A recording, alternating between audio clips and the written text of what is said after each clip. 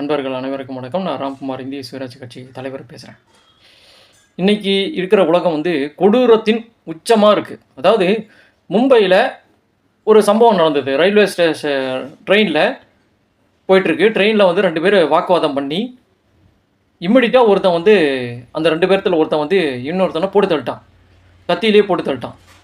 அது எவ்வளோ கொடூரமாக இருக்குது பாருங்கள். ஒரு எக்மோரில் ஒரு போன வாரம் ஒருத்தரை 4 பேர் போட்டு தள்ளிட்டானுங்க.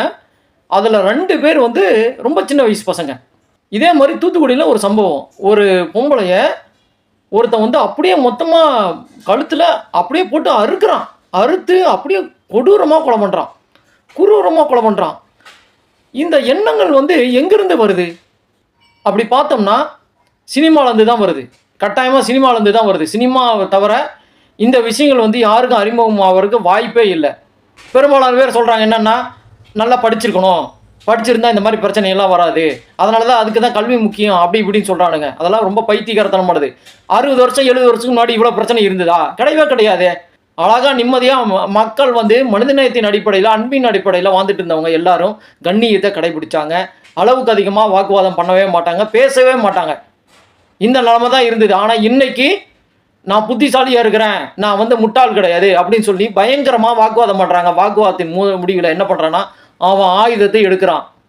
அந்த அன்பு அப்படிங்கிற ஒரு விஷயம், சகோதரத்துவம், ஒரு கண்ணியம், ஒரு மனிதநேயம், அந்த கருணை அப்படிங்கிறது எல்லாத்தையும் தூக்கி தொடச்சி எரிஞ்சிட்டு அவனை கொடூரமாக வெட்டி கொலை பண்ணுறான். இன்றைக்கி இருக்கிற சம்பவங்கள் பயங்கரமாக போயிட்டுருக்கு. கவர்மெண்ட்டு இதை தடுக்க முடியாது. இதுதான் உண்மை. மனுஷனாக திருந்தினால்தான் உண்டு. அரசாங்கம் என்ன பண்ண முடியும்? தூக்கி உள்ளே போட முடியும். தூக்கி உள்ளே போட்டு 3 மாதத்தில் அவன் வெளியே வந்துடுறான். அதுக்கப்புறம் என்ன பண்ண முடியும்? கேஸ் நடக்குது, தண்டனை கிடைக்குது. 6 வருஷம் 7 வருஷம் 8 வருஷம் தண்டனை கிடைக்குது. ஆனால் போன உயிர் தானே, அதை திரும்ப பெற முடியுமா? அவங்களுடைய வாழ்க்கை திரும்ப கிடைக்குமா? ஸோ தயவு செஞ்சு அரசாங்கம் உடனடியாக ஒரு நடவடிக்கை எடுக்கணும். ஆயுதம் எடுக்கிறவனை உடனடியாக போட்டு தள்ளணும், என்கவுண்டர் பண்ணணும். இதுதான் வழி. ஆயுதம் எடுக்கிறவனை உடனடியாக என்கவுண்டர் பண்ணுங்க.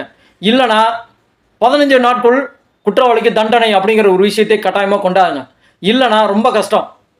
அப்பாவிகள் ரொம்ப சாவுறாங்க. அதாவது இன்றைக்கி எல்லாருமே இன்றைக்கி நைட்டில் போலீஸ் செக் பண்ணிச்சுன்னா வச்சுங்களேன், கட்டாயமாக 10ல் 3 பேர் கட்டாயமாக ஆயுதம் வச்சுருக்கானுங்க.